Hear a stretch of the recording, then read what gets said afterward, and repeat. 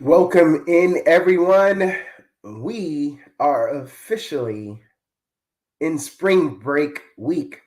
I'm going to tell you, I already know some people have, let's just say, a low point when it comes to the year. You have been anxiously awaiting this moment, right? No. Sorry, that's not what I meant. Because you got to spend the whole week there with the kids. Now, I've heard the good things, I've heard the bad things. So the first good things, kudos to those families that have actually been anxiously looking forward to this. Jokes aside, because you're going to take a family trip. I respect that. I appreciate that because you are exactly what the perfect family dream is. So good job to you guys. What I do also want to say is uh those who are, let's just say, the opposite of that. How y'all doing already? I just want to know, do you guys feel as comfortable to finally say, spring break, I'm here for a week straight with the kids. I'm built for this. I'm ready for it. If y'all could say that, I'm okay with that. But I know for a fact a lot of people are struggling with this. Shawnee, I'm very curious. When spring break rolls around, do you have any friends or family who are now finally at this point and they realize this ain't what you want? They not happy. A week straight with the kids, they ain't got nothing planned.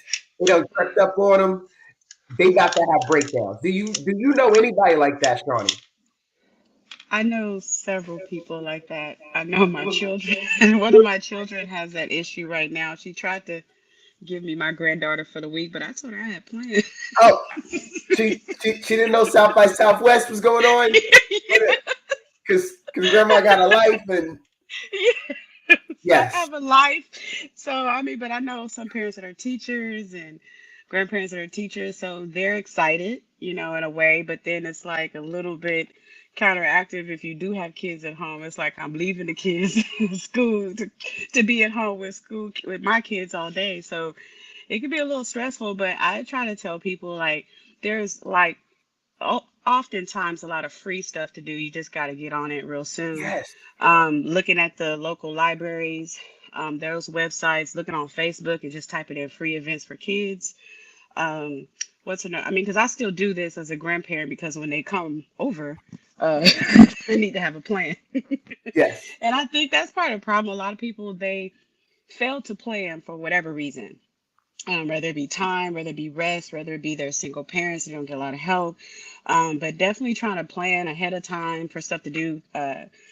Collaborating with other parents to kind of maybe take turns if you have that trusting parent that you can leave your child with. Okay, don't be dropping your kids off with people around the corner and they just moved in. Um, but just trying to plan better to do that. And I know some parents are a little bit frustrated, but that's why I was trying to get my little kids events going and stuff. I wanted to have something this spring break, but I, again, didn't have time for other people's kids. Yes. Oh, so I'm kind of curious. For those of us who are, let's just say, we are operating from a more comfortable place than some of the parents who are in manic mode, hair on fire, that I'm making fun of today. Um, should we do more? A couple of us, can we be inviting? I want you to know, I did reach out to a homie. He had just moved here. And I said, Mm-hmm. yo, I know you out of town. This dude's over in Alabama right now. And we linked Mm-hmm. up with him and his wife and his two kids. And I said, hey, if wifey need anything this week, I got an extra car. I know a mechanic if anything go down. And then let her know if she wants to get together and we all do something, since it's spring break. I did that Mm-hmm. once. Is that all Mm-hmm. right to offer to lend a hand? I mean, it's definitely okay to offer because, if some people don't ask for help, they have an issue with asking for help because they don't want to seem like they're not in control, I Yeah. guess, fear and shame and maybe a little guilt.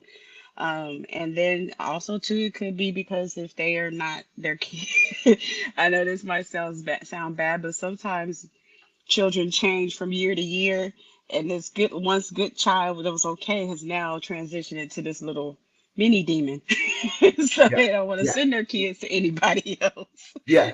Because so it's just it's many different reasons. I mean, I think a conversation might be in order if they haven't taken advantage of the offer, because I know I would. I know if I could trust you with my kids for a few days, even 3 or 4, I would have loved to have had that opportunity. But when my kids were growing up, I didn't have spring breaks off. It was all mom. You know, I was kind of curious about that.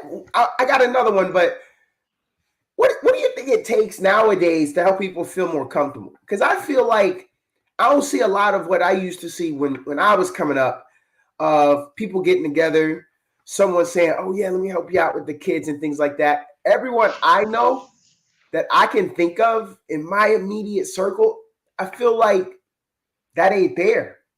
It's always, "Nah, I'm good. I'm good. Nah, I'm good. Nah, I don't need your help. I don't need." And to include, I'm just pick on my buddy that's in Alabama. I mean, he said himself, he's like, "Man, we keep the circle tight. We don't trust a lot of people." And the first thing I was like, "Yo, I understand that, but I'm Hmm. trying to help y'all because I feel like y'all don't have a y'all don't have somebody to lean on because you just got here, and I want you to be set up." Do you do you think that that is something that has gone away? Culturally, yes. Yeah, Our, I mean, as a people, we have trust issues already. And then just with the state of our world and how people think, and just how, I don't want to use the word deceptive, but like how some people can appear one way, but they have these ulterior motives for, maybe your child, or even sometimes because we have a lot of black movies now on on Tubi that yeah, show a lot of crazy type betrayal type stuff that, I mean, for me, growing up in my era, I wouldn't even thought of stuff like that, but people have those fears, and I think that social media and our entertainment circuit feeds into that fear of, I don't trust my neighbor, or I don't feel like I could trust my kid to be over there. But I think small steps are important. Maybe before spring break, maybe start setting up, if the kids are small, play dates, so that you could try to build the trust. And then that way it's a build up to this big final thing, or this big thing for the year of having somebody's kids for spring break. Um, I used to watch kids for spring break too, but it is a trusting thing, and I think that was more so because I worked at the after school program, so I yeah, was already with their kids for like 30 hours a week. So, and they knew how my children behaved and how respectful they were, and there were no signs of them being abused or being fearful of me, and they did normal kid things. They were free and explorative. I think those are some of the signs that that a child might be dealing with some stuff. If they're not free to explore and be yeah, open and be themselves, they get a little reclusive, they're a little fearful, they second guess themselves. And so when you're a parent and you have something happen to your child, it's like devastating, and so a lot of people don't ever want to fear that. You want to be labeled as a good parent, labeled as a good mom, labeled as a good father, making good decisions. yeah. Oh no, I definitely understand.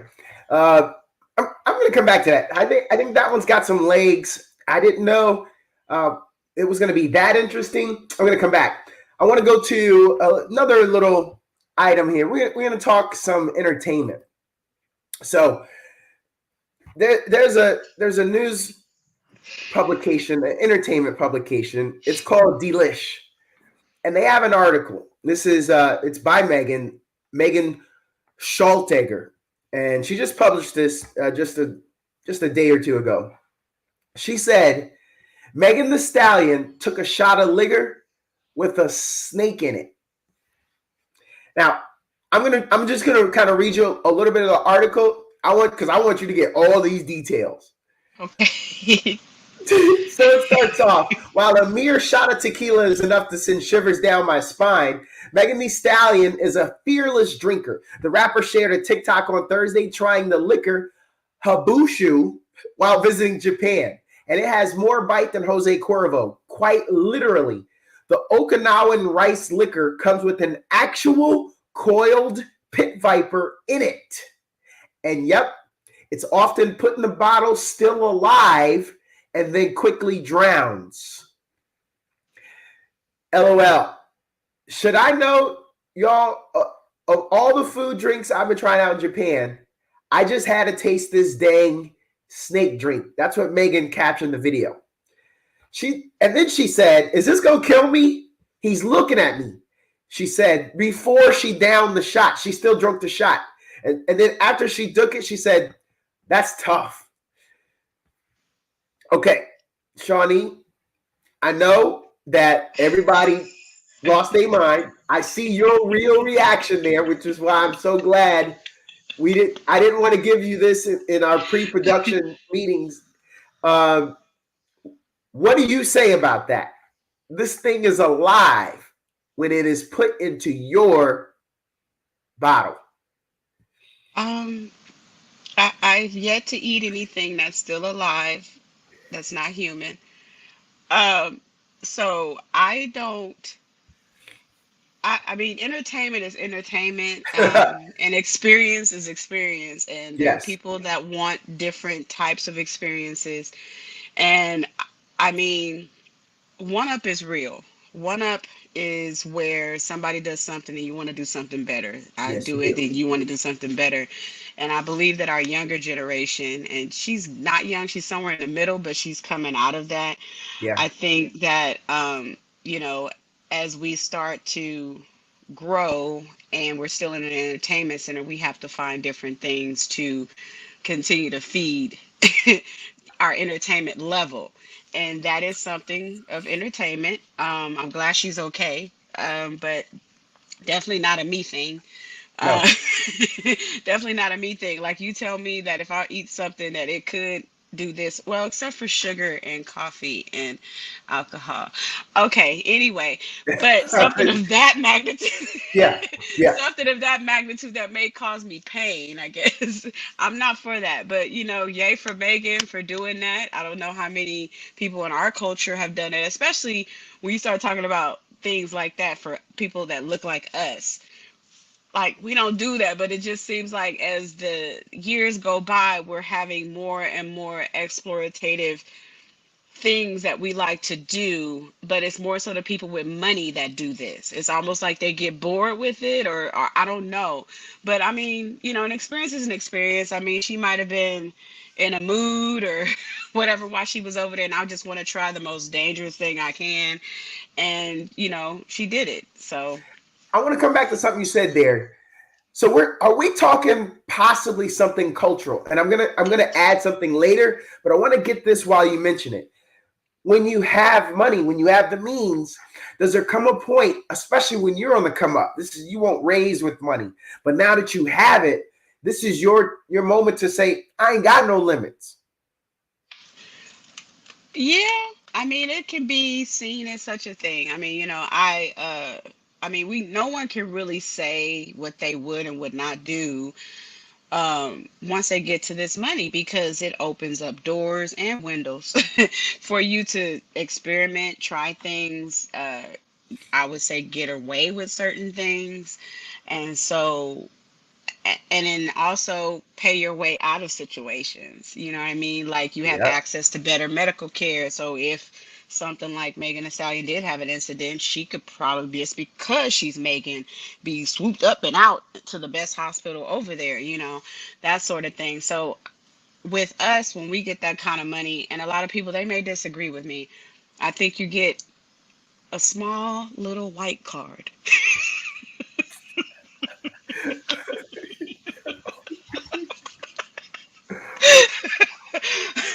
So, can I say that? Yeah. Well, you did, but yeah.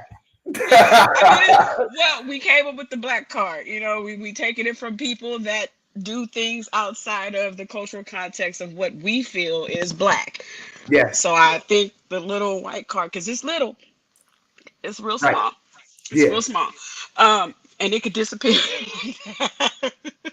So So I small, you think, need a when you magnifying glass. yeah, but you got one, and it's Yeah. okay. It's good today, but it might not be good tomorrow, Right. That's because the your stuff. skin is every day. That's Your why you gotta skin use is that every day. magnifying glass. He's like, but I thought.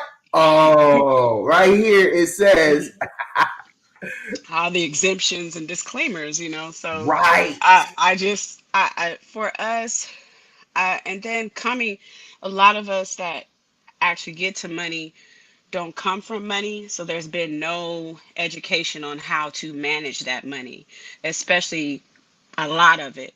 You know, growing up, my father was save something for a rainy day, save something for a rainy day, and I was like, well, shoot, it's raining. I can Yeah, yeah, can I, can yeah, I make a withdrawal? You know, and so my mother, you know, she would say, you know, budget and balance and always pay your bills on time.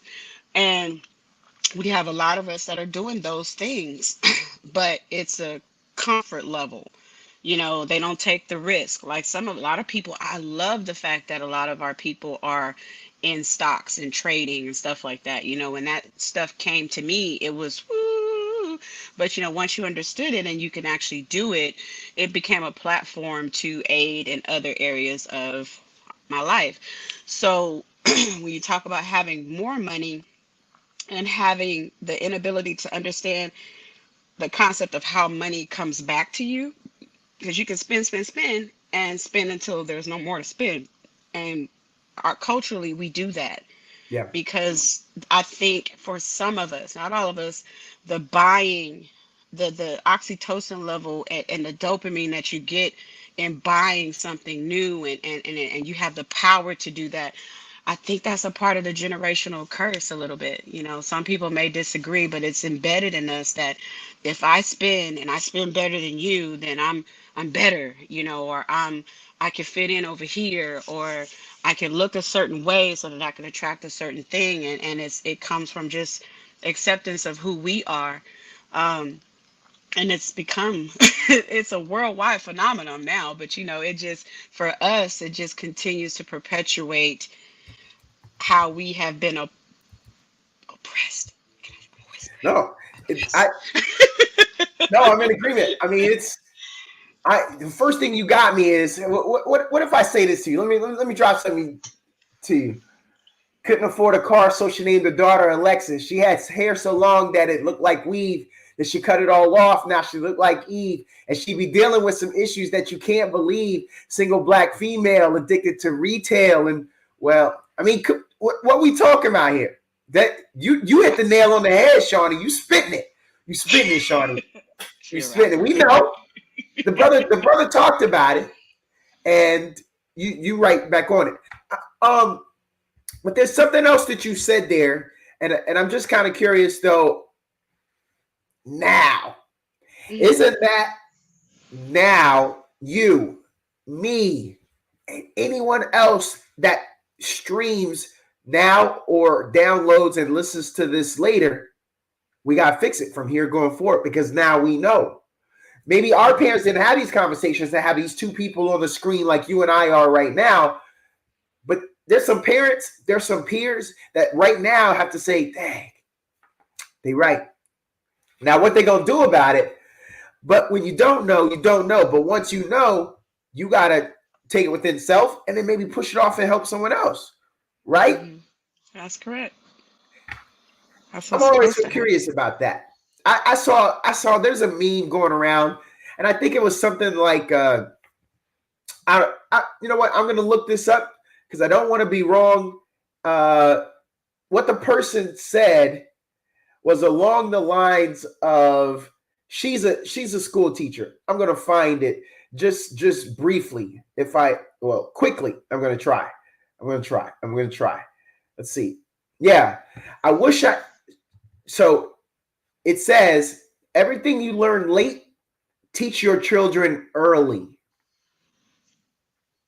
That's a true statement. Like I'm fully behind it. I mean, other countries are doing When I it. when I was when I was one of the most popular radio segments I've had was the day I started explaining to the world game. I started snitching on the game. The good thing is, I'm still looking over my shoulder. There weren't no PIMPs waiting in the parking lot because I was dropping stuff a lot of people ain't never heard before, Shawnee. And I was just telling them things, Shawnee, I'm going to date myself here, but when I first started college, 12 play came out. And that's part of the reason why I didn't finish college and I had to go into the Army, because with great power comes great responsibility. That comes from Spider-Man, but it is true because it factored into this man. I was out of control. I had just learned about silk sheets. I had them. I had a king size bed in my little dorm room. One other little thing, a red light. Okay, Shawnee, Mr. Noop. it ain't even about me. It's about the ladies that were in my sheets. They ain't Hmm. never heard or seen none of that stuff either, which was why I was so successful. And so I'm talking to people about that. Hmm. Shawnee, is that my fault? Or is it their auntie, their grandma, and their mother's fault that no one told them the game that they learned or didn't learn? Maybe as a parent, we should have put them on. Oh, I know. I got a Uncle Donato. Let's go have a conversation with him. What do you say? Um, so when you said date yourself, I mean, around mid 80s to the early 90s or whatever, I feel like the dating game kind of changed because the mental or the mindset of people coming into the late 90s, you had music videos coming out, you had different types of music coming out. There was Luke and Bounce It and all this other stuff, and all that stuff started to take it started to reconform people and how they viewed women, how they viewed themselves as what a man is supposed to be like. And so it just kind of fed that energy to where it became, because I also grew up in a time frame where I went to a couple of dances with my parents, and I would watch how the men would approach the women to mac it up or whatever, Yeah, ask them to dance, they would go dance, there might be some bumping and grinding or whatever, and then, you know, a number exchange and people part ways, or people take them home, or open doors, take off your jacket, put on the leg. So chivalry's not dead, but there was definitely a lot more of it back then, to where it made a woman feel safe.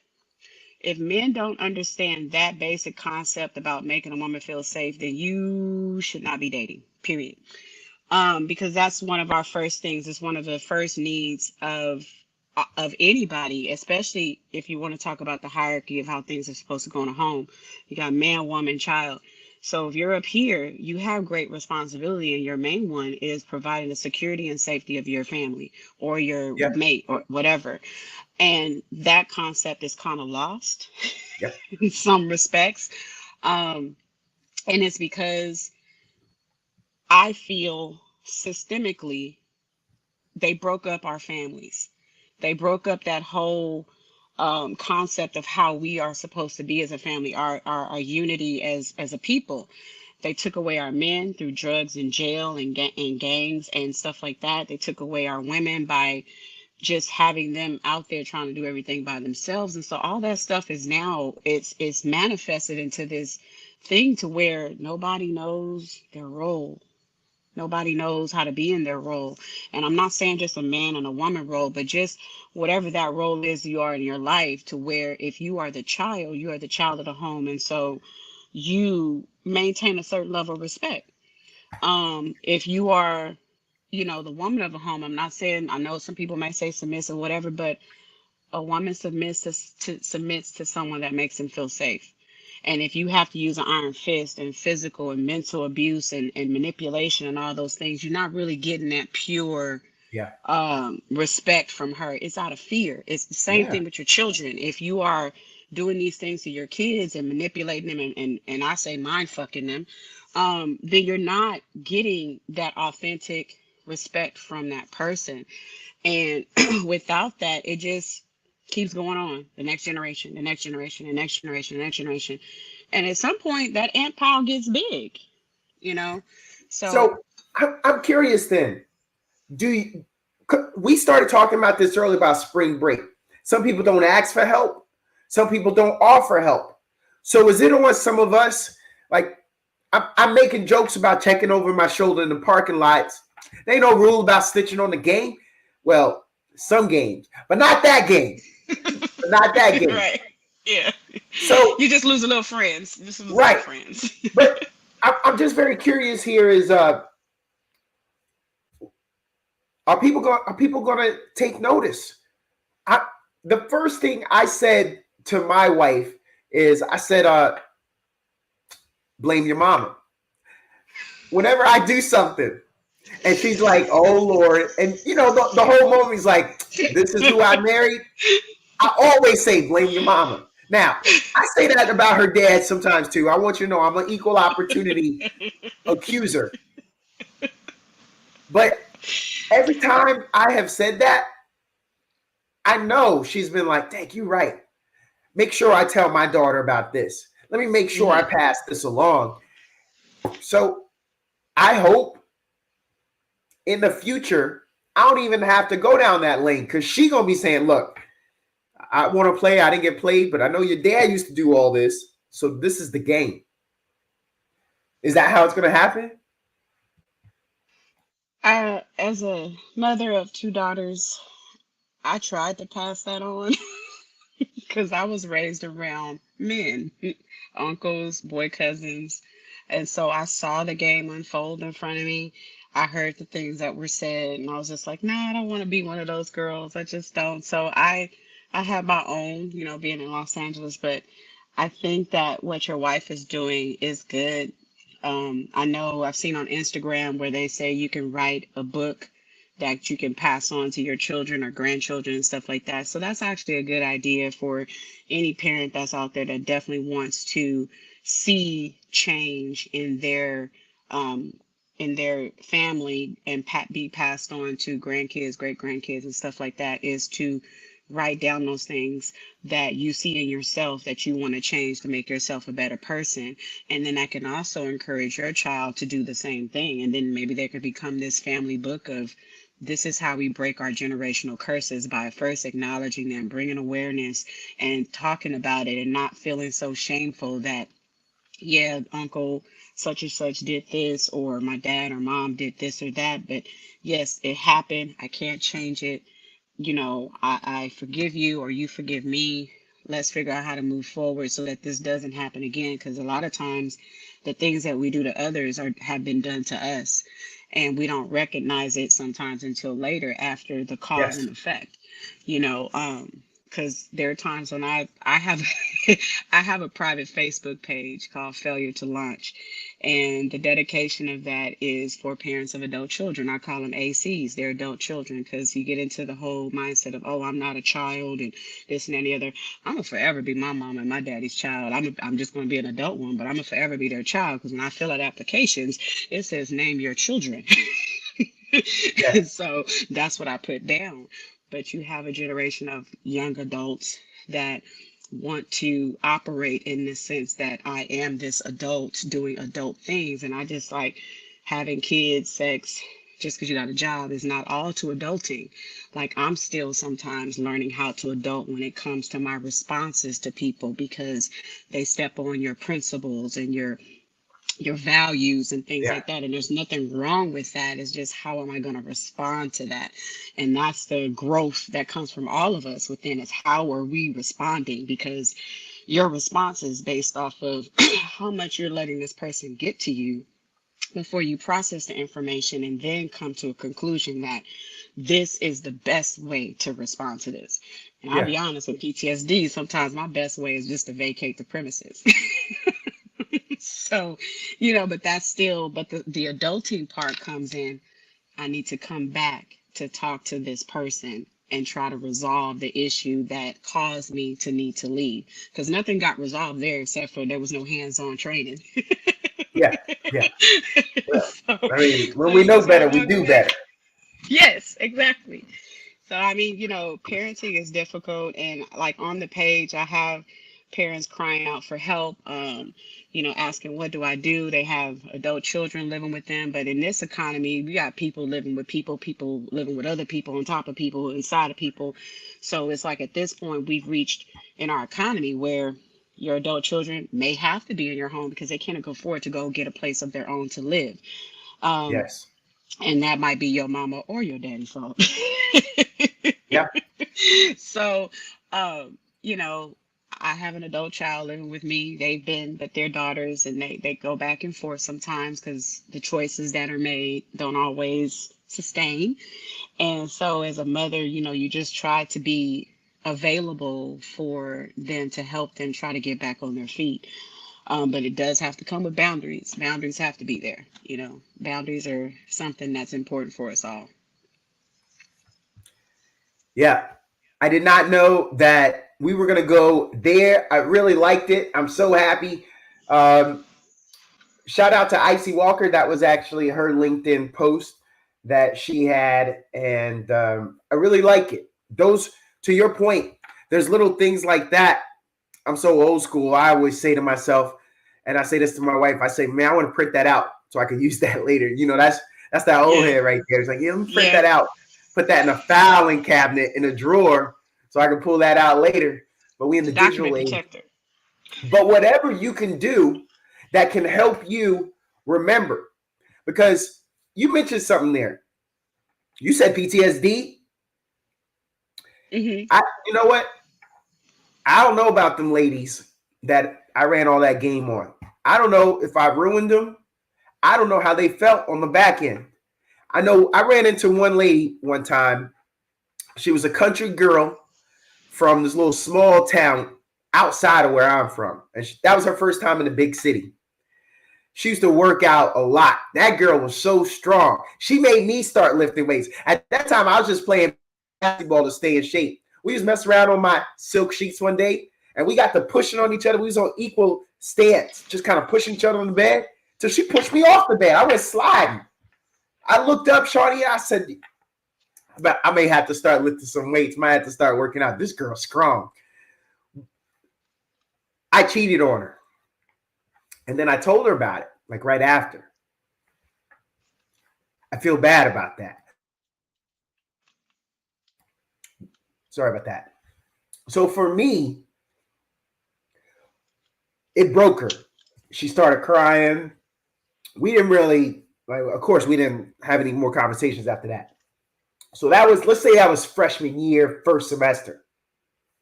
That summer school, I saw her, and she was pleasant. And I was like, hey, how are you? And then the first thing she wanted to unload on me, I didn't even ask. Yeah, I'm in a relationship. His name is, let's just put out Rodney. He's in a wheelchair. But at least this time, I know he won't hurt me. She didn't have to give me all that, but she unloaded all that and put that on me. I just had to take it. Even then, I'm glad I just took it. And now when I look back on it, I'm glad I just took it. And I didn't say anything else. But I feel bad about that. I'm not saying I became a different person after that. Because that I had to grow up and be more responsible later. But in my mind, because the way I was raised, I thought, see, after I cheated on her, I thought I needed to tell her, to be honest. Well, it didn't work.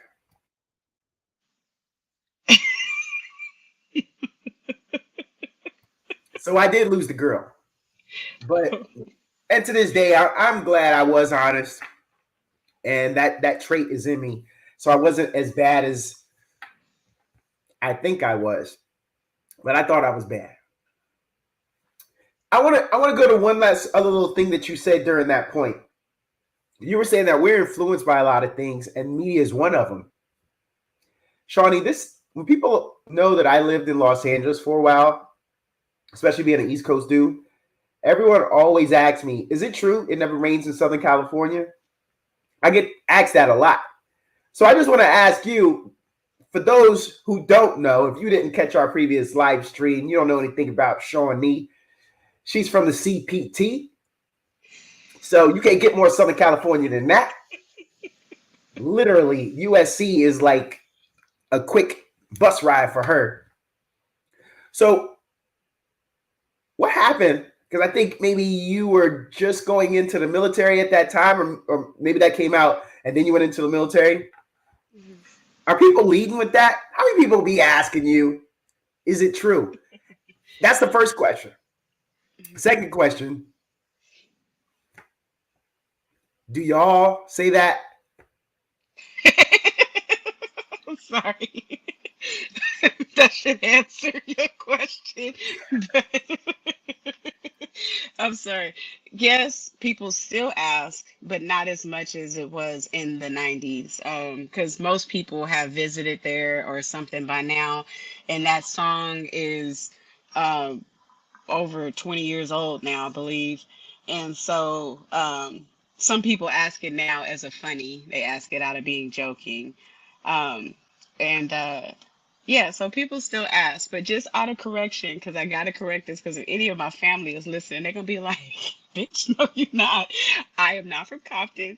I am from South Central Los Angeles. So the movie where you had Ricky, all of that, that's where I'm from. Oh, I am So so sorry. I am so sorry. it's okay. My grandmother lives in Compton, so but it's all right. That was like a second home. So she still has the same house since 1985, I believe. Yeah, So it's a second home, still the same phone number or whatever, and that's a warming feeling to just still be able to yeah, call my yeah. grandmother on the same number she's had since I was a child. So, but yeah, just want to put that out there. But No, no, no. You're right. we know that That it rains. no, no. I pushed that on you because the very first 213 I ever met was when I was stationed in Korea. My first duty station. My Hmm. roommate was 213, and he was from Compton. So in my mind, Yeah, 213 is Compton. I don't know anything got else. it. That like that's all I know. The dude used to walk around in 213 shirts, and everybody, man, he had a mystique about him. Now he was Mexicano, so he played it up hardcore. He was t-shirts, he was khakis, he was chucks. He was looking down his nose all the time. Bruh, you in the Ridiculous. army. Now he didn't claim to be anything, but he claimed to be of the style, and he rode the style hard. Hard. And so, yeah, that unfortunately, that's It all still I got. happens.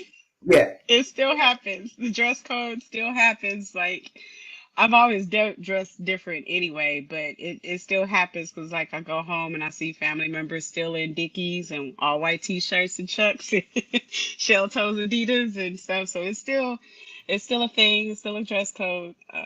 But yeah. But I mean that's LA, you know. yeah, it is.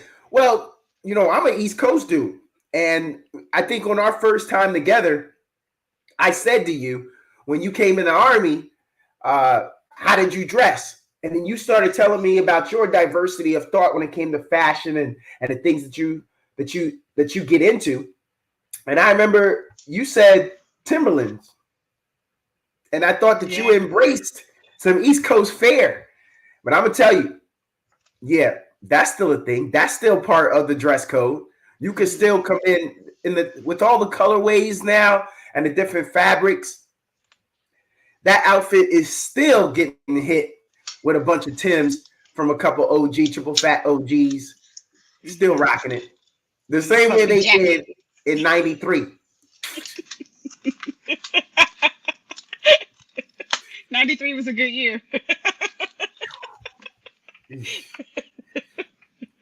At this point, those who are live streaming are saying, "I was born that year. What are they talking about?"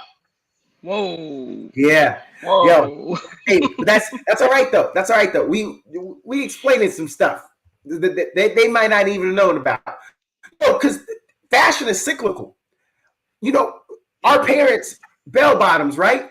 How many times in your lifestyle have bell bottoms come back in, or you've seen someone rocking them and not get clowned?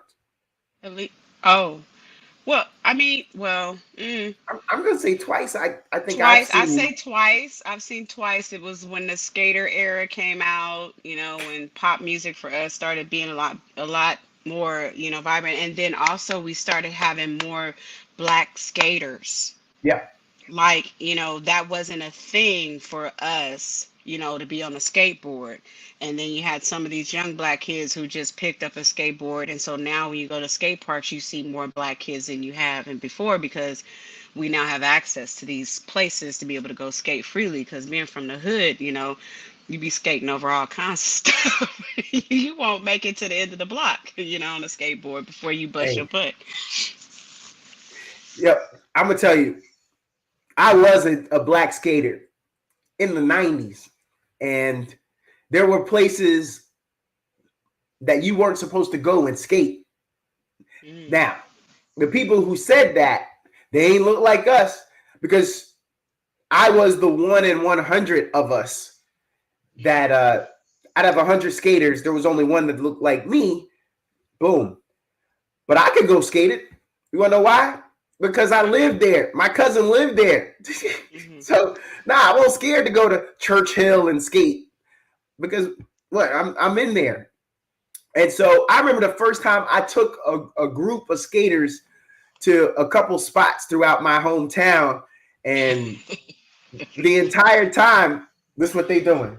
Swimming. They can't even enjoy the moment. Scared to death. And I'm like, wait, first of all, hold on, man. We downtown. We not, that's Gilpin Court. That's Jackson Ward. Like, those are the places I wouldn't take you. But man, we downtown. What y'all scared of? Look, the bus go right there. Look, that dude works over there in the judicial court. Like, that's an attorney walking past with an attaché case. You all right, son? Like, let's just do what we doing right now. But they were scared out of their minds because what they were told, downtown was rough, suburban kids, and they never did that.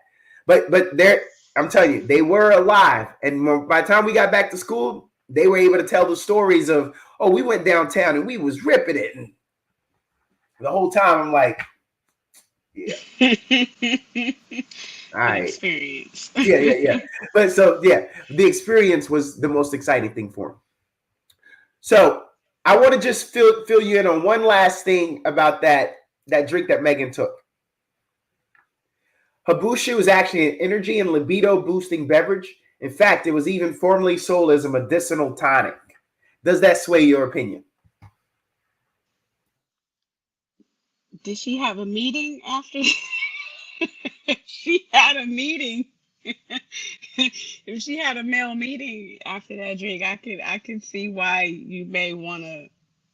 I mean, she's been known to say that her libido is pretty high in her songs. I don't know how accurate that is, but if that was the goal of it to see what it might do to the libido, then I want to call it research. You gotta know. Isn't that what we do though? When you go to a new spot, Shawnee, you be like, "Yo, what y'all doing out here? Let me tell y'all Yeah, what's how y'all do it out here." Well, when they show up and they tell you how we do it out here, you got to do it. Well, I don't, but the thing is that I mean, it's an extreme move. We have the younger generation. These are some extremist youngsters. I mean, my goodness, like you could have did anything else in Japan, but I know the food and the delicatessens and stuff like that is something that people actually go over there to experience, and it's a part of the culture. So I can understand that part. I mean, I'm not judging her at all. I'm just saying it would not be me. That Oh would not no, make no. that other little fish that they say you could take it and you have a high percentage of dying or whatever. I don't need that fish. Just give me something that I know I can eat and that's gonna allow me to leave here with a Yeah. full stomach that's not upset so I can move on to my next experience. I mean, just being there, I guess for me would be enough because I like lights and colors and all the cultural stuff, but I don't need that one. So, but again, shout out to Megan for doing it for us all, taking one for the team, She did that. She did it. And I hope that her libido took off and she got an experience that she was looking for, a secondary one. I hope it worked out. Is it when they say something like that is an energy boost or libido? Is it just the fact that after you get it, you want to run and spit it out? That's your sudden burst of energy, and the libido is you just so happy to be alive after said incident. You want to go live, and I'm just saying. I'm just saying. Are these like definitions that you looked up for libido? Because last time I looked up the definition of libido, it wasn't. It's. I Well, don't know. I was, yeah. So I was colorfully trying Okay, to you were trying think to. it. Okay, I was saying I Yeah, was trying to catch. I was like, okay, yeah. so you dancing around. I'm not sure. We probably have to ask Megan. Like so, I said before, what was she doing after she had that drink, or who was she You with, did. or You did. and that kind of determines why you might be doing something like that. Yeah. We, especially, you know, sex and drugs are high on some people's priority list. And so, sex can be a drug. They have classes and anonymous groups for that. But Yes, they so do. it's whatever her goal was, I hope she has attained it. Because that sounds pretty interesting. But I don't, again, I wouldn't advise it.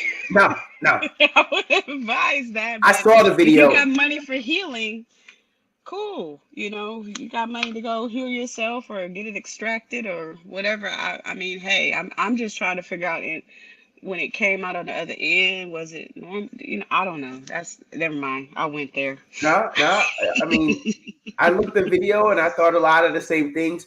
It did look like the Viper was looking at her because it was almost one of those things. No matter how the bottle was turned, it kind of looked like the thing was looking at her. Looking So at, she oh was correct wow. there. And don't when people die, don't their bodies have to? Don't they expand and sometimes things get Hmm. exerted Hmm. and all Yeah. that is in the alcohol. So that's another Yeah. reason why I was like, wait, hold on. This is Hmm. what we doing? Hmm. I Hmm. just, I just said, okay, so let me offer you one other little thing. Megan the Stallion is the only celeb expanding her palette lately. On the very same day, Cardi B took to TikTok with a taste of her own.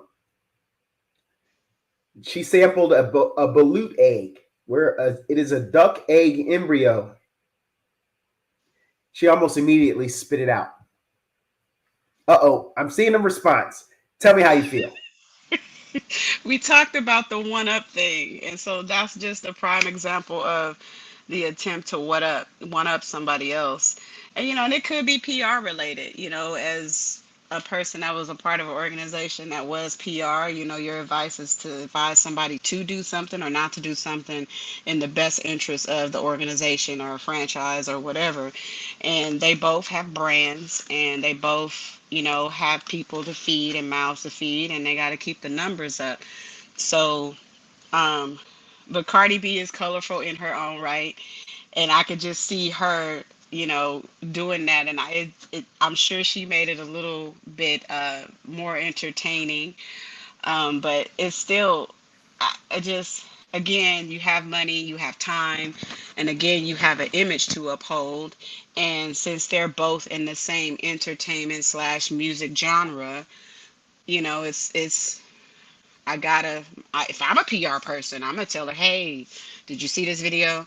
All right, any ideas? What you got? We in the boardroom trying to have on the phone, trying to have these conversations on researching what else can I swallow Yep.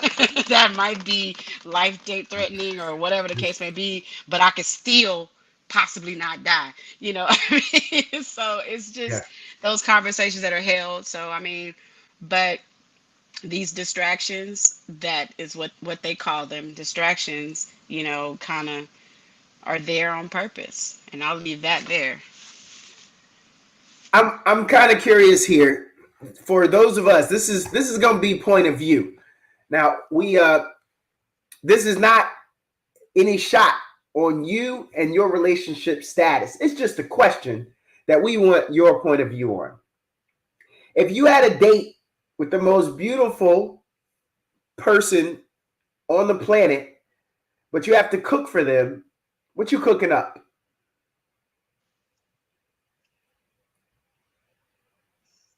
I'm such an elaborate person. I keep getting dinged for never giving a short answer.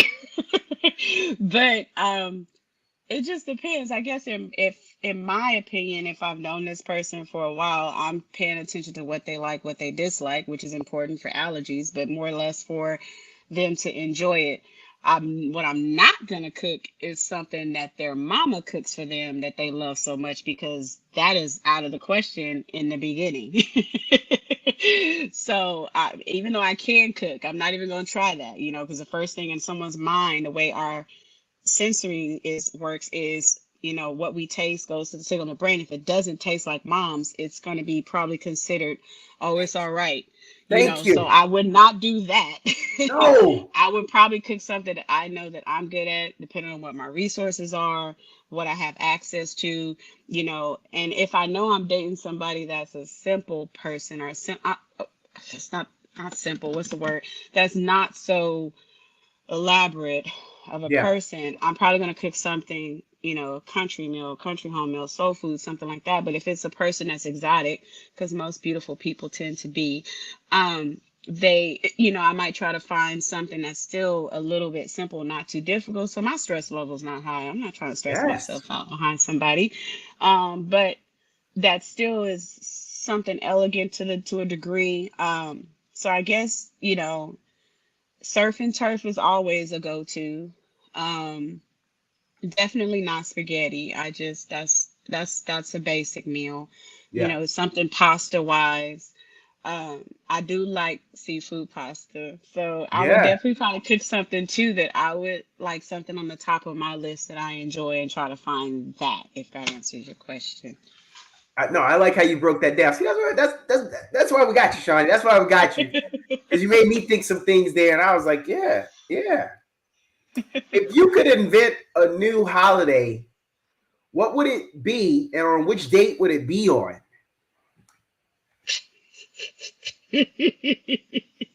Yeah. Oh, I'm gonna skip my first thought. Second Oh. one, no, no, it's too political. Not even gonna touch it. Okay. All right. So the second one, if I don't, that's a good question for the Yeah. second one. I would, I don't know if a national day. I think there is a national day for that, but I would say Good Deed Day, maybe. Um, like kind of like how they have the Pay It Forward Day, I guess. So like a Good Deed Day, um, and it needs to be above a five or more in regards to the level. Like, holding the door for somebody would not fall under that five or above. It would be something a little bit more impacting for that person. Yeah. Um, you know, Reparations. Hey, that's a, that's that's a good one. That's not a bad So one. To just it's just called Reparations Day. I'm telling you, Reparations Day come reparations. around enough. All those people that was like, nah, I don't even understand why they talking reparations. At some point, it's gonna be like, dang, dog. Now that I've learned so much on Reparations Day, because you're gonna be learning, you're gonna have to go stick your head in some sand and not learn. You're gonna be like, dang, we probably should go ahead and do that reparations, dog. We might as well, because now that I once you know better, you do better, right? Yeah, yeah, yeah, yeah. So I think it would be Reparations Day, probably be one of the happier days of the year, but for us, but definitely Reparations Day. And again, it still ties into doing a good deed on the people that are reparating. Yeah, yeah. So hey, that's my answer. Shorty, I'm gonna ask you your point of view on this one. I gotta set it all up, but it sounded like when we talked, man, I keep plugging our previous podcast, but if they want to know about you, we focused on you, so they're gonna have to go back and check that. It sounded like your parents did a good job, and they really you were brought up in a good loving home, and they tried their best. That you weren't you weren't hurting like a lot of families. Like you have friends that might have had a hole in the wall, a hole in the roof, or a hole in the Mhm. door. But bear with me here. Why was your mama always so afraid that people was going to break into your house when you were a kid? Nowadays, you think, oh, let me upgrade my couch. I've had it for 4 or 5 years. Did did you or any of our listeners out there? Did any of y'all ever have a couch that lasted your entire life, and that you lived at home with your parents? Because nowadays we getting we are not our parents. We getting a new couch just because the feng shui. My mom didn't say Feng no feng shui. shui. Feng shui. Thank you. My mom ain't say that. But us, oh, that ain't right. Oh, we just painted the living room, so we need to match. What were our parents worried about back then? Didn't nobody want to break in the house and take stuff? And I don't get it. Uh, well, I guess depending on where you live, you did have to worry about that. And then, of course, when the crack era came about, you did definitely have to worry about stuff walking off as so-called family members come to visit you. So, yeah, it's. I know people don't typically experience that so much, but when crack hit hard and heavy, you did have to worry about that, the bar doors and the bar windows and things like that. But as far as funny here, you talk about a couch because there's a couch, the little, I guess, I don't know if it's not pastel, whatever that pattern is that you wear, it looks like flowers all The intertwined. 40, It starts with a P, I think, and men wear it in their tie, and it looks, I can't even think of it. It's not even coming to my it's not even coming to my mind right now. But we have a couch anyway, one of the old couches where the wood framing around the side, around it's all carved out on the little wooden legs. That just came out of plastic last year. And that couch, oh, there's a couch and a chair. So when my grandmother passed, she had a couch and a chair that were still in plastic. I took a picture in that chair at 5 years old. And I've been able to take a picture of that same chair with my granddaughter in it when she was 1. My dad still has that chair in his living room.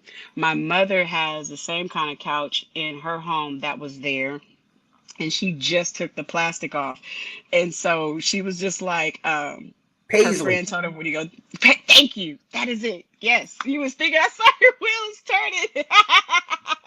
We He got there said, though. woo, we got there. Yeah. Awesome. But yes, so that and the plastic just came off of that. My dad still has not taken the plastic off of those two You see what I'm pieces of saying? You see what I'm furniture. saying? But he had this sectional couch that I remember laying on, sleeping on when I played basketball in high school. And that couch transitioned to his new house that he bought in Riverside. And when I came home, I still saw that same black couch. And Yep. he was like, "That's a good couch. We didn't have nothing wrong with that couch." He's like, "I cleaned it and everything. I took all the stuff off of it." I was like, "But Dad, like when you sit right here, like I'm like a whole foot lower than the Yes. person that's sitting next to me. There's no stability on this couch." So it's time to get a new couch, Dad. And it's funny just to watch my parents and the people before him in that age bracket where nothing is unrepairable, irreparable. Oh, It's like everything can be fixed, and if I can't fix it, I'm gonna take it apart and I'm gonna use these parts for something else. But now it's you end up always with some cool. Frankenstein Yeah. furniture. Yeah, so the furniture thing, that was pretty funny. Yeah. I So that was the next part I was gonna ask for our listeners. But you're here. Does your mom still have a couch that you grew up with? And Yes, I think a lot of people do. yes, It yes. proves Well, that point. that couch. I know, she could actually sell that couch. So here's the thing, like having things in your home that could be considered assets. And that couch, she had it appraised or whatever, at one point. And that couch, I think she could sell that couch for about $3,000, if Baby. not more, because of things like movies need those sorts of couches for staging. Some people want it as like some type of collective collection and stuff like that, and just some people like the nostalgia of those old pieces of furniture and stuff like that. So of course she didn't sell it because it's a part of her parents who are now, our grandparents are now deceased. So she's holding on to it for dear life. But she made it fit in the living room with her modernized stuff. It still Yeah. fits because she just will not let go of that couch. And I get it. It's cool. It's nice to see it. It's a remnant of my grandfather. So it's nice to see it. We were talking about people and their kids and the differences. See, that's why they stuff lasted. Because how many times did we get screamed at, stop jumping on my couch? Don't sit on that arm of the couch. You sit in the cushion, you sit there, don't act a fool on it. Nowadays, people with their bad kids, their couch ain't gonna last. That's why they gotta go get something every 3, 4 years. Do That you agree? Yeah, to a degree, and then sometimes we still get stuck in keeping up with the Joneses. But I wish Oh a yeah. kid would jump on my couch for longer than 2 seconds, and I'm gonna be like, you know what? You need to find your parent before your butt finds your butt finds my hand. Yep. But that's kind of the environment that I grew up in. But it it does baffle me with some of the things that you do have to tell these young adults nowadays, like stuff like don't park in my driveway. You don't pay bills here. Don't park in my driveway unless you unload. And then when you're done unloading, you need to move your car. If you borrow something that does not belong to you, you need to return it. Hopefully, you've asked to borrow it. Things like that, like this level of entitlement for our younger generation is just profound. And like again, it circles back to our intake of this social media where the world is mine and it's me against the world and I don't need nobody, and 2024 is all about me, me, me, me, me. And it's like that is not the basis or the foundation of us as a people. It's not. We were the people that taught other people how to be a people. Those are facts. You can look them up.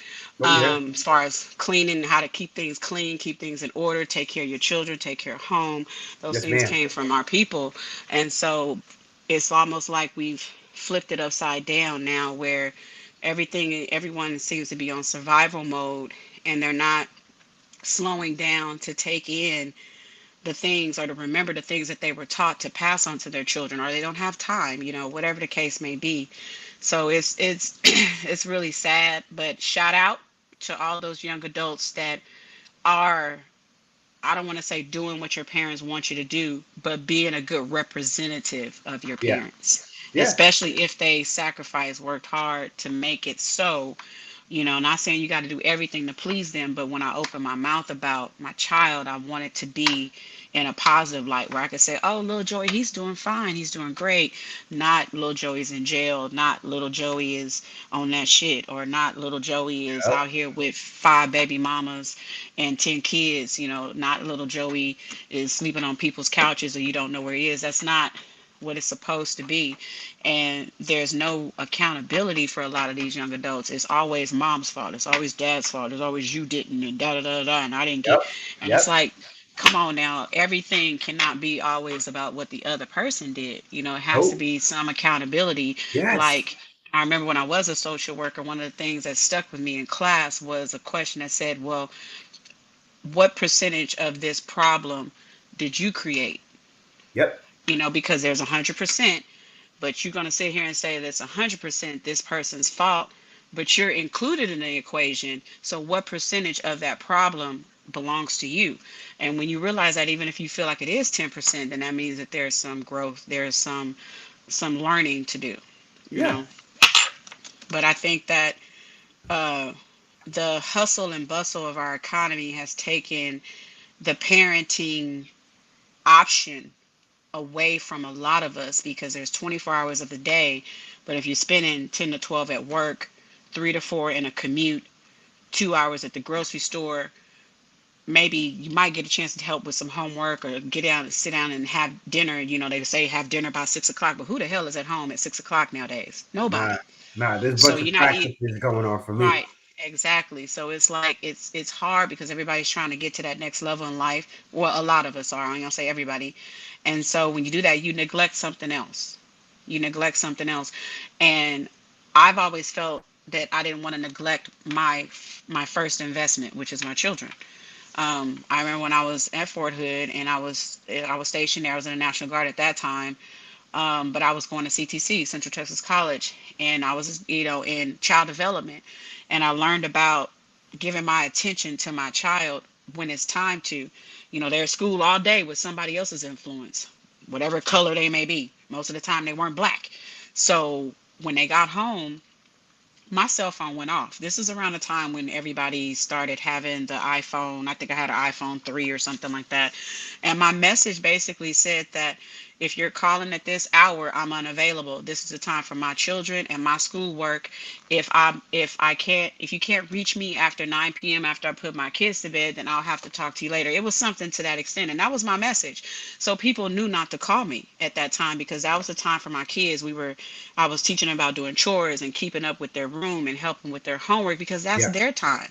And so if I feel like I want to go to college or I need a second job, I need to try to figure that out outside of their time. So sometimes I did have to work overnight. I had the night sitter come over so my kids wouldn't be disturbed. And my schoolwork and all that, I would either have to wake up at 4 or 5 o'clock, do a little bit of work until it's time to get them up, or I would have to do it after 9 o'clock. And that's what the sacrifice that's missing for a lot of parents is making that sacrifice of your time. Get off your phone. Like literally, there's a screen time checker on your phone that will tell you just how addicted you are. So No, that's my no. take on that. Some don't know. When I used to get home from school, I couldn't wait to watch something. It was called Gilligan's Island. And Just I got a question. yes. Was that reality TV for us? Because I felt like it was. We tuned in every week because we expected every week they were going to make it off, right? That's what we Hmm. thought. We just knew We thought somebody was going to come around. come out and That, save them. was that the first reality TV for us? I think so. That and the Love Boat. Oh, I like that And one. what's his name? Jack Tripper. Um, I Three's forgot that Company. one. Three's Company. Yeah. Hey, I don't even care at a about young dating age, I myself. remember I'm thinking just to myself, man, he lucky. At a young age. Now, I don't know what he was supposed to do, but I know I remember thinking, man, he lucky. He lucky. most men in America felt the same way. I don't know what he was supposed to do. I couldn't, at that age, I couldn't have told you what he was supposed to do, but he was lucky. Yeah, he was like, Oh, and okay. I thought they did a good job with both landlords. I liked Don Knotts when he used to come upstairs with his Hmm. scarf showing off that 70s flair. That Yep, I that loved his scarf was dress. legit. And then the old head, because I wasn't homophobic, but it was funny, and I laughed at it because Hmm. every time Jack would do something, get caught uncompromised, and be like, I don't know, maybe Jack is. I'm with you, Mr. Landlord. Look We at all Jack felt that way. sideways. Okay, you add it. See, I just had the one, but you got me with a couple of the other ones, and I appreciate. Thank you for that. You're welcome. Here's a question. This one we go on a point of view on this one. Why do men get over relationships so much faster than women? The More lady women than seems men. to Oh, take sorry. her time. No, no, that's it. That's it. But I'll offer a little more. The lady seems to take her time before it hits social media, and we all know about it. You got to catch a girl out on a date accidentally. Know that she's making moves just to know that she's in something else. Guys just move from the X to the next. Am I right? Am I wrong? What do you say? Uh, I could say a lot. Oh, I don't, wait, wait. because again, I don't like to generalize. There are Okay, some that okay. do that, but sometimes it's just out of the desire to not feel alone. I don't want to say be alone, but not feel alone. As humans, we all want some type of stability or feeling thereof, and a place where you could have a semi sense of safety, sanctuary, and belonging or welcoming. And that's why you have pimps with their bottom bitch, because that's what her job is to provide, since we was talking about pimping earlier. But, and sometimes when people have a desire to be in a relationship, they may not be ready for it. And you guys are taught to sow your royal oats, to Yes, go out and have as much fun as you can. yes. And that's Recklessly. look yes, and that's looked upon very differently Yes, it is. uh, for you compared to women. And then that's why, because of that status, that's why a lot of women frown upon people like the person you were talking about earlier, Megan Thee Stallion and Cardi B, how they talk about their sexual exploitations, whether they be true or not. But it's the thing like Glorilla and all, and Sexy Red and stuff like that, Yeah. and that's appealing, or alluring to some people, because when you start living vicariously through somebody, and a lot of people live vicariously through the music that they listen to, it becomes, just this, I don't want to say, I hate to say fantasy, but it becomes a thought of what if, maybe sometimes.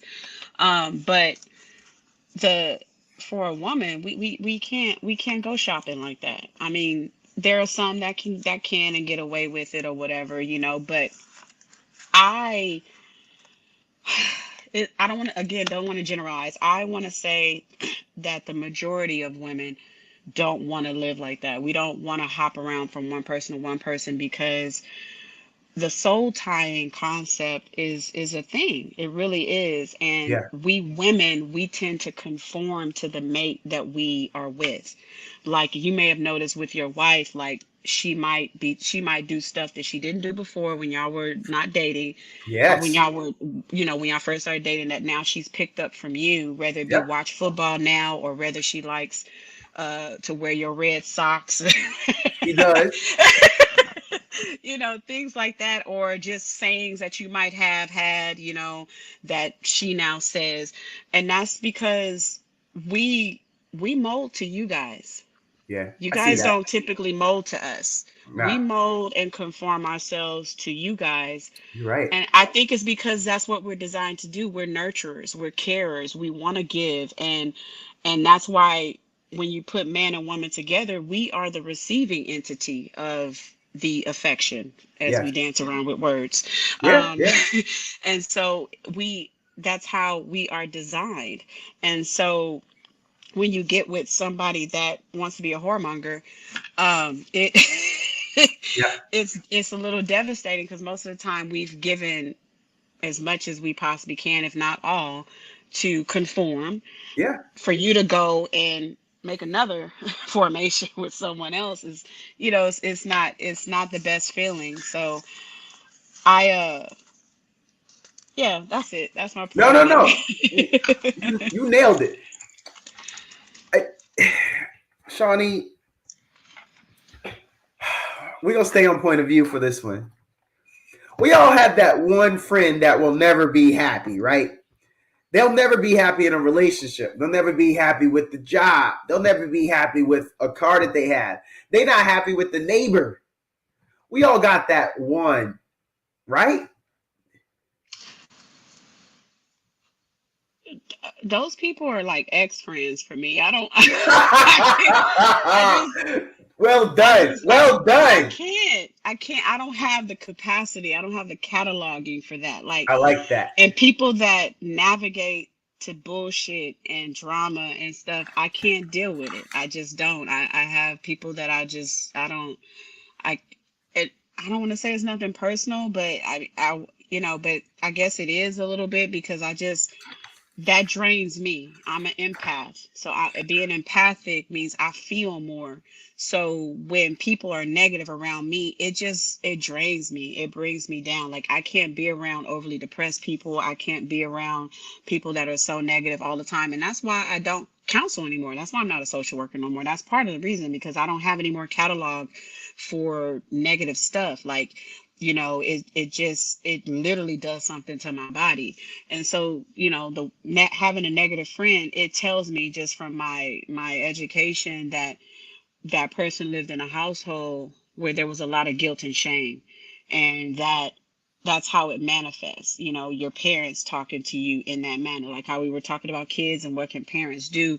It starts from home. And if more than one person, I'm gonna even give them benefit of doubt, if more than five people are telling you the same thing about yourself, then honey boo boo child, it is time to update, modify, re-upload, download new software, whatever you need to do to yourself to grow. Because if you feel alone, or you feel like you can never have a good friend, and all your friends are always in some mess and it's draining you, and you up on the phone early in the morning trying to see what the tea is, that's exhausting. Like, If you're not working for TMZ, Right, leave right. it alone. Leave it alone. Like, you have your kids or your education that you're trying to pursue or your job that you're trying to get a promotion at. And if we focus more on those things, then we have more positive things to talk about. And yes, it's not to say you can't talk about negative things, because I have to talk about negative things too, because there are things that hurt me, hurt my feelings, that don't go my way, but you can talk about it, process it with somebody or someone close to you or whatever, or with a therapist, and try to grow and move on. But negative friends, I can't. Family members too. I can't. Once my Angelou said it best, people show you who they are the first time. Yep. And I sometimes, as an empath, give you two or three, depending on how you're moving. It depends. There's only so much I could take, but um, you know, giving somebody a second chance goes back to that Southern thing of first time, shame on you, second time, shame on me. Yep. And I learned that from my first ex-husband. So, and so, We all got to learn. We all got to yeah, learn. so it's still a growing pain. But I'm not saying I've always done this, but I always try to at least let people know. And I know if there's certain listeners to this and they might be saying, no, you did it with it, whatever, but, and that's family. But Yeah.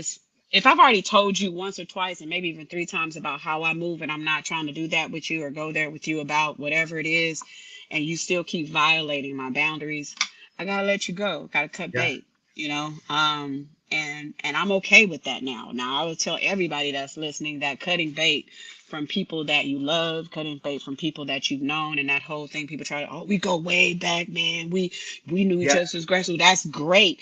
That's great. But if you value that as much as you want me to value it now because it's comfortable and convenient for you, I need a little bit of reciprocity. You have Yes. to value my boundaries and what I'm talking to you about, how I would like to move. So then that way we know how to move together, and that might be moving apart. And that should be okay with everybody, you know. So Yeah, that was exactly the most perfect answer. I'm clipping that one. Yeah, we gonna yeah, have that one. Do you believe that the act of observation changes the behavior of that which is being observed? For example, the old expression, a watched pot never boils. so I in school, another school reference, I had my own little acronym called LFO and LFE. And I would tell my children, like, sometimes you have to determine if you want to learn from experience or if you want to learn from observation. And I've been a more learn from observation type of person when it comes to um, my social realm, I guess you could say. Sitting back and watching somebody else put their hand over the fire and say, ow, and burn, that's a learn from observation. I don't need to go experience that. I.e., if I know that I go and violate somebody's person, that's assault. Yeah. I don't need to learn that from experience either, because I know that I could go to jail, get hurt, and it's not to say that things like that never happen, because you get heated, you get boiling, you get upset, and you get to this point where you kind of sort of blacked out or whatever, depending on the level of the assault on your person, but learning from observation, I would tell anybody, try that first. Yeah. I mean, if I'm watching you go bungee jump and you come back up throwing up, I might not need to go bungee jump. I mean, especially if we're in the same age bracket. I'm like, yeah, I'm gonna pass this one. Anybody want my ticket or something like that? Depending on if I went up there to like do it, I'm gonna do it, then I'll do it. But that's fun. But when we start talking about life choices and life experiences, everything does not have to be learned from experience, young people. I repeat, everything does not have to be learned from experience. Like Yes. with the fentanyl epidemic, like, you see what it can do, why go do it, you know I don't know what's the other one, the one that makes you, there's another drug that was out too that make people just pause and just freeze up, and you've seen people just standing in the street just out of their minds. You don't have to go learn those things from experience. You can learn a lot, like I said, from observation. So I'm a firm believer in learning from observation. I want to know LFO. here. Name a song that makes you think of your ride or die.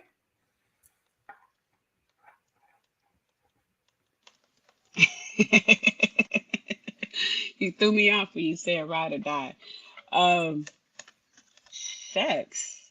I don't know. Like this is where you might have me stumped. I don't know. Yeah, yeah, I mean, I because when you let me tell you why. So I love karaoke, right? yeah. And for some reason, everybody's brain is different, no matter how smart they are or how, unsmart they might be.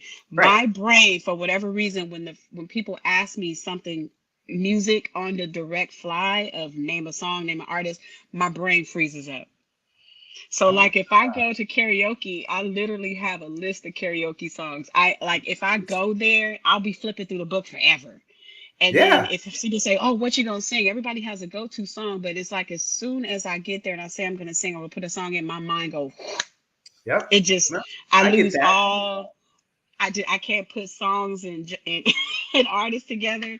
So I mean, that's what just happened to me. No, no. I'm gonna tell you what the one is with me and my lady, which I'm hoping it is entertaining for everyone to a point. It's 21 Questions by 50 Cent. For she and I, it's always been that. How Yeah. deep is our bond? Another one. That's the one that was her song that she called for us. The one I had before I met her was Mary J. Blige and Method Man. Ah. You all that I need. Okay. I'm an East Yeah. Coast dude, so I'm an East Coast dude. So it's gonna be an East Coast song, but those are the two. And Okay, I have so it's "We" by Jeremiah. So it's OUI. That song "We." I just thought about that now. It just hit me. You gotta forgive me too, because it is early in the morning and I've only had a half a cup of coffee. But that's one for me and current mate. As far as other people, I don't know because I typically erase those thoughts somehow. I leave it. I put it in a vault and lock it and throw away the passcode. Um, and you said we. We, OUI by Jeremiah, Yeah. Jeremih. Okay. For those who don't know, it yeah, most of them Oh, how be you give me dollar the sense? signs to make every day your birthday and every night your Valentine. Yeah. If we tried that, we could be somewhere the climate is warm, long as you're around me. As Ah, long as you around me, I swear that everything will be just fine. Just yeah. that I can take some When you time. look Yeah, at the that's lyrics, my jam. Yeah, the lyrics are I, cool. I know the song, but when you look at the lyrics, okay, that's a good one. Yeah. I like that one. See, that's why we ask this stuff, so we can Yeah. learn something and get other people thinking and talking. If you're out playing basketball with your love interest and they fall to the ground and have a cardiac moment, are you letting someone else do the mouth resuscitation, or you getting in there? That's all you. You got to do Of course. it. Of course. And it yeah. I mean that's a non-thinking response. That's just yeah, let me do this. I mean, but if somebody's there already doing it, uh, I guess coming from a medical field, I would probably let them continue on, and I would call 911 or be there, hold their hand or something. I'm not that uh I guess territorial like that, because I mean we're talking about a life-saving situation. Because if I were to do that, I might be deterring that person from doing that for somebody else in the future. So I I see think that. that I would ally that I would if they're doing it and they're doing it right, and I don't see anything wrong with it. I mean, 'cause I don't think it's anything different than the paramedics coming and it's a female paramedic. I mean, the paramedic might be gay or homosexual. I mean, I'm not homophobic or nothing like that, but it's like shit. If you saving my loved one's life, do what you're doing because you might know something I don't. And then I might be too frantic or I might not be, whatever the case may be, I might not be physically able to do that. So I'm not territorial like that. That would be real. For you to think about something like that, it Yeah, says a lot about you if but you're but, thinking but about I who's wasn't done giving though. your loved one. mouth to mouth and they're having a heart attack Right, and you right. worried But about who's giving it, that means you have some toxicity somewhere yeah, floating around. yeah. So here's And the that's other a part problem. to add on to that. What if they fine as hell? What if it is? Remember that most beautiful person on the planet? What if Hmm. whatever any of our listeners' interpretation of beauty is, that Joker bad, and So they she in had, there. wait, so if this person, Winner. wait, wait, no, no, you, my answer, I know you probably know it, you probably think you know what I'm thinking, but my thing is like, I'm going to try to twist this to be a little beneficial for all of us. Since Uh-huh. social media wants to monetize stuff, I'm about to go live. I'll be like, I got the most beautiful person in the world going one day mouth to mouth. Y'all see this? I can watch my likes run up and maybe Yeah. get some monetization, some money Yes. coming in for some funding for this problem. Yes. My Yes. rest up to have about 50,000 followers and a little monetization on my Instagram. So that's where I'm at with this. Like, we a team. Right. Like, let's get this money. Yeah. Yeah. Yeah. No, that's exactly it. I didn't think about that way, but I like this is why we wanted your point of view, because you went a whole different direction I wouldn't even have thought. I only have, this is why I want to do this with you, because I only know about what I think. I think of this content, and I had no idea it was going to go that way. I think most of our listeners, I think most people are be like selfish, jealous. You did not go that way, so I kudos to you.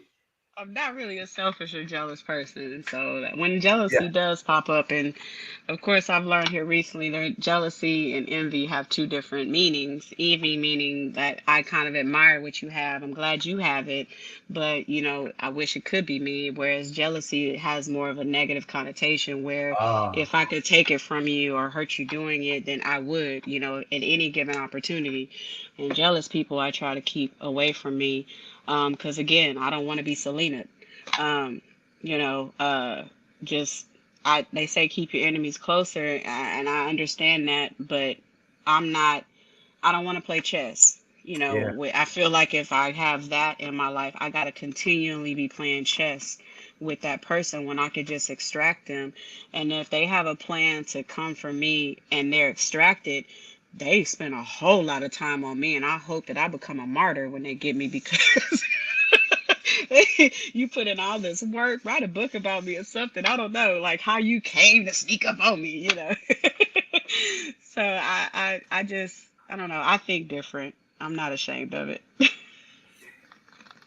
I got one. This one is too long, so we're gonna save that for another time. I This will be the last one before we go. The time flew by. That's good though. It did. What are we out here looking for in relationships? And we know you're in a great one, but we just having conversations for the people. What are we out here looking for in relationships? What are people looking for? Is the first part. What's our perfect person? And this is a very different answer because this is you now versus you years ago as a young buck, still trying to learn about yourself and learn about life. What is that? Well, first off, it can vary between men and women and what they're looking for. And you'll have some people say they're looking for something, and then when they find it, they don't know what to do with it. Yeah. And that's where a disconnect starts. And I think, I think that we collectively as a people, we seek physical pleasure. We want that pleasure principle to be activated. The laws of attraction play a role in that as well. And so you have some people that are looking for the aesthetics of a person and they never get to know the internal person, because they only met the representative. Yes. And not taking the time to get to know somebody before being intimate with them, I feel is the first failure. But we have music that tells us it's okay to do that, and it's really not.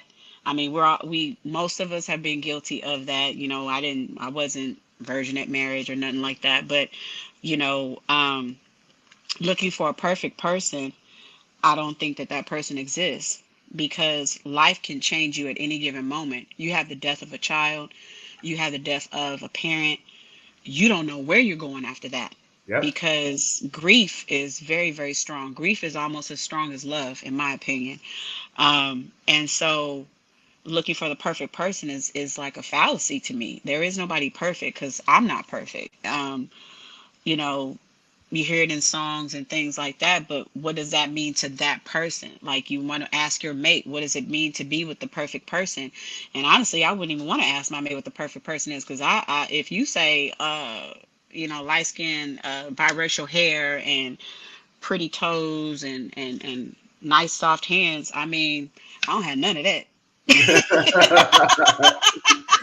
I mean, I Yeah. got army feet, I got my grandma's hands, I got my daddy's hair, and I'm proud of all of that because it's who I am. So, Yep. a lot of people are not comfortable in their skin. They're trying to compete with someone else, mom, kids, which is the craziest dynamic right there. But, other people in the family or other people they work with, and it's like, stop competing and stop comparing. I'm gonna say not stop competing, but stop comparing, so that way you can start to be comfortable with who you are, and Yeah. that way you can place yourself in the world to know what you want in another person. Um, and then just talk about being ready for another person. Like, if you're a man and you don't have nothing to bring to the table, or if you're a woman, you don't have nothing to bring to the table, then I think, in my personal opinion, that you're not ready to add on to that equation. So, as far as, I don't look for a perfect person, because I've dated a huge I don't even know. I've dated a variety of types of men, from short, tall, black. I've dated non-black, um, heavy set, skinny, you know, okay looking, fine, all of that, because I'm a sepiophile. So if you can't stimulate me mentally, we can't have conversation, then I'm already not attracted to you. No matter how fine you look, you're just eye candy or entertainment. So I think, as an individual, you do need to ask yourself, like, what does my comparable mate look like? What do I need from a person? Because there's a lot of people that don't need financial security. They've got Yep. that. Like, what's the model's name that played in Players Club? She was talking about, this person needs to have X amount of dollars to date me, and it's because it's like, I don't want to be trying to help you get to where you are, because then that takes away from the enjoyment of the relationship. Because now I'm building you, and I don't want to be building like that. I want to build the us in regards to being compatible. You know, so yeah, just checking a list for yourself and figuring out what that is. And I know we've seen movies like The List and stuff like that, where people have, oh, he's got to make this much, and he's got to drive that, he's got to Yep. drive that, and I understand that. But if that's what you find, great. But if you find somebody that at least has some basics or some sense about themselves and treat you well, and I guess that won't come in and take from you. Right. You know what I mean? Like, they're coming in trying to reciprocate. They're coming in giving all that they have. But also, if your person and money is your driving factor in a lot of things, that might not be the person for you, no matter how good it is. Like with, what is it? Think Like a Man movie, with Taraji's role. She had a CEO job. Old boy was not whatever, but he was still trying to give him all, but he still had goals and a dream. And I think communication has to be there. Like, you got to keep talking and see if people stay consistent.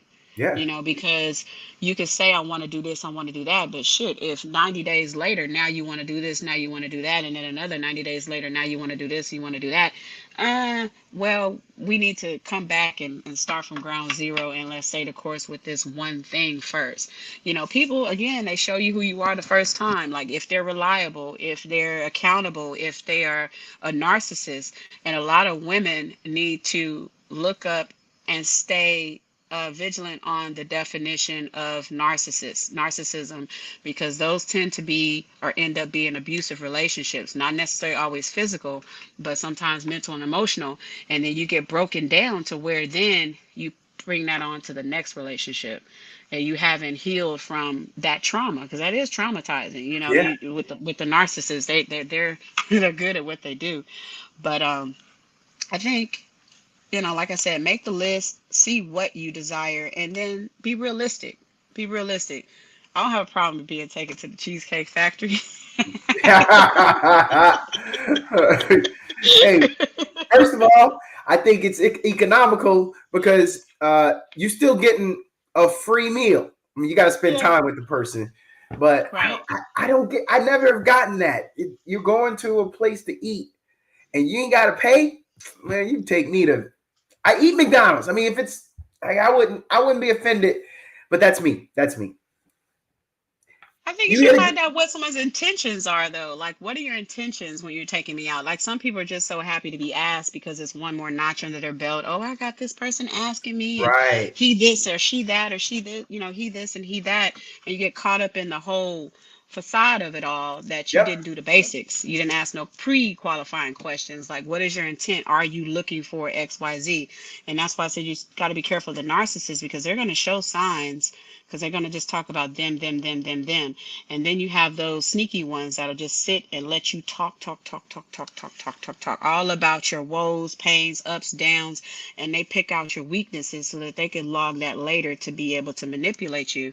So just being mindful of that and asking somebody, just like when my children were growing up, every person that they tried to date, I brought the young man in. The father was not here with me, but I brought him in.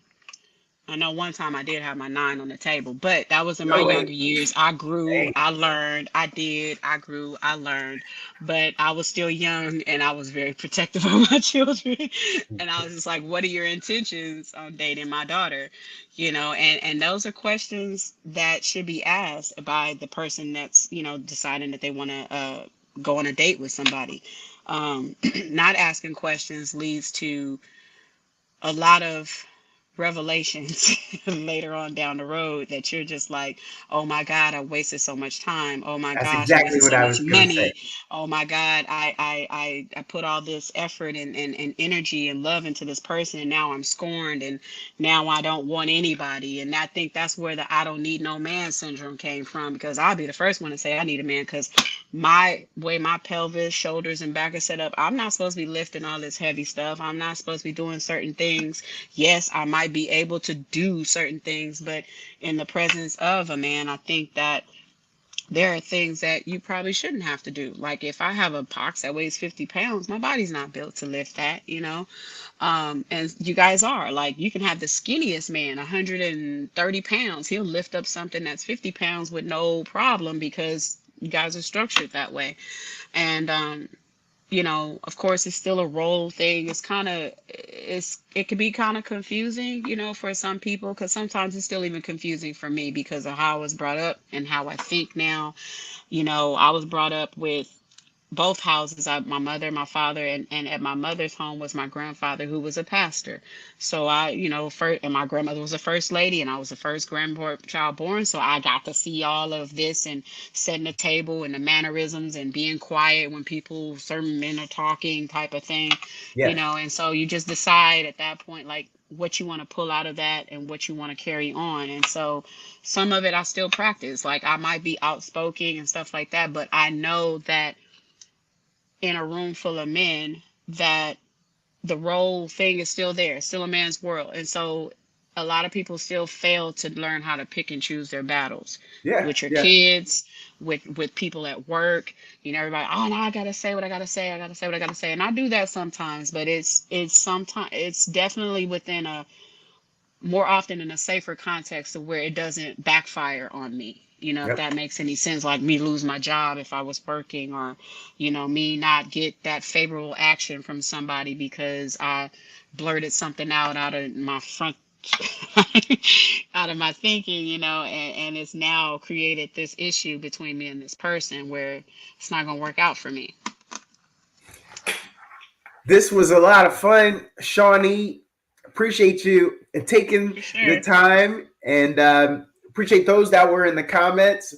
Yeah, And thank you. I saw some people chiming in. I don't have all the screens open, but Hmm. when I looked, I saw we had a Facebook person. I didn't check like LinkedIn, so only one person came into the comments over on IG, But Hmm. thank you everybody for listening in and starting your day with us, whether you were commuting or you already at work or you just around the house and you threw us on. So we appreciate you guys. Thank you, thank you, Shawnee, thank you. it was as great as I always expected to be. Thank you very much.